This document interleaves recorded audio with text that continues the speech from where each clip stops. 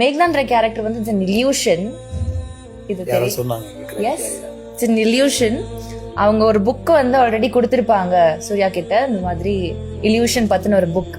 So he's just finding reality in ஒரு இல்லாத ஒரு விஷயத்துல அவங்க ஒன்று தேடிக்கிறாங்க அப்படின்னு. Is that true?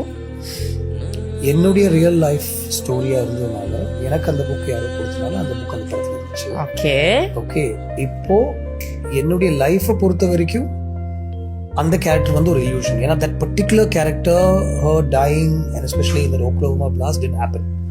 சூர்யாவோட அந்த drug phase did happen. Okay. So those are imaginary extensions of what happened in my life. So I look at it like an illusion. But this theory that somebody has put forth is a beautiful theory, and I will not accept that saying illa adu nanicha na panna appadina.